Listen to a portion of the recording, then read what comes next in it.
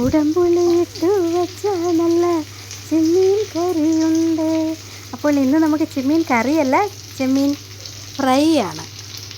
Shirley ചാനലിൻ്റെ ഇന്നത്തെ ഈ കൊച്ചു വീഡിയോയിലേക്ക് എല്ലാ കൂട്ടുകാർക്കും സ്നേഹത്തോടെ സ്വാഗതം.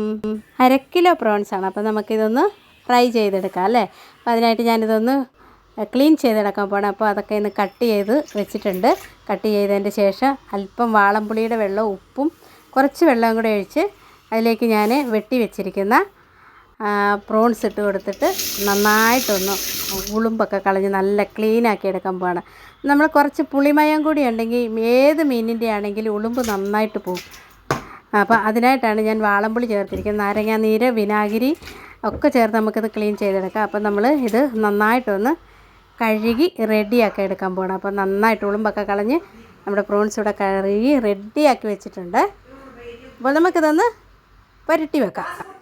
ഞാനിതൊന്ന് മാറിനേറ്റ് ചെയ്യാൻ വേണ്ടി ഇതിലേക്ക് കുറച്ച് കടലമാവാണ് ചേർത്തിരിക്കുന്നത്. കടലമാവ്, അതിൽ തന്നെ ഇഞ്ചി വെളുത്തുള്ളി പേസ്റ്റ്, കുരുമുളക് പൊടി, മുളക് പൊടി, മഞ്ഞൾ, ഉപ്പ്, നാരങ്ങാനീര്, ഇത്രയും സാധനങ്ങൾ ചേർത്തിട്ട് ഇത് നന്നായിട്ട് ഇതൊന്ന് മാറിനേറ്റ് ചെയ്ത് വെക്കാൻ പോവാണ്. അപ്പോൾ നമുക്ക് ഈ മീനെന്ന് പറയുമ്പോൾ ഇത് അധികം വേവില്ലാത്ത മീൻ.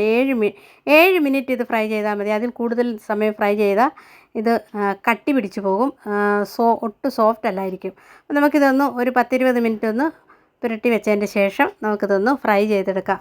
അപ്പം ഞാൻ നല്ലതായിട്ടിത് ഞാൻ കൈ കൊണ്ടാണത് പുരട്ടിയത്. അപ്പോൾ കൈ കൊണ്ട് നന്നായിട്ട് ഇതൊന്ന് മാറിനേറ്റ് ചെയ്ത് മാറ്റി വെച്ചിട്ടുണ്ട്. അപ്പോൾ ഒരു 10-20 മിനിറ്റ് കഴിഞ്ഞു. ഞാനിതൊന്ന് വറുത്തെടുക്കാൻ പോവാണ്.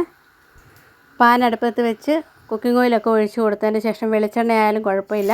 അപ്പം നല്ലതായിട്ട് ഓയിലൊക്കെ ചൂടായി വന്നതിന് ശേഷം നമ്മളതിലേക്കിട്ട് ഒന്ന് വറുത്തെടുക്കാൻ പോകണം. നന്നായിട്ട് ചൂടായ എണ്ണയിലേക്ക് വേണം ഇതിട്ട് കൊടുക്കാനായിട്ട്. അതിൻ്റെ ശേഷം നമുക്ക് നല്ലതായിട്ടിതൊന്ന് നല്ലപോലെ ഇതൊന്ന് ചൂടായതിന് ശേഷം ഫ്ലെയിം കുറച്ച് വെച്ച് നമുക്കിത് വേവിച്ചെടുക്കാം. അധികം ഫ്ലെയിമിൽ ഫുൾ ടൈം കിടന്നു കഴിഞ്ഞാൽ കരിഞ്ഞു പോകും.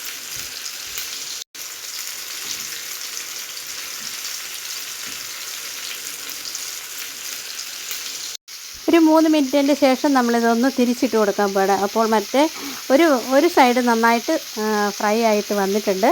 അടുത്ത സൈഡ് കൂടി നമുക്ക് ഒന്ന് മറിച്ചിട്ട് കൊടുത്തതിന് ശേഷം വെയിറ്റ് ചെയ്യാം.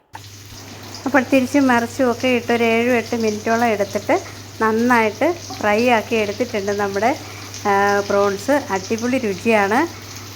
പ്രത്യേകിച്ച് കുട്ടികൾക്കൊക്കെ പ്രോൺസ് ഫ്രൈ എന്ന് പറഞ്ഞാൽ ഭയങ്കര ഇഷ്ടമാണ്.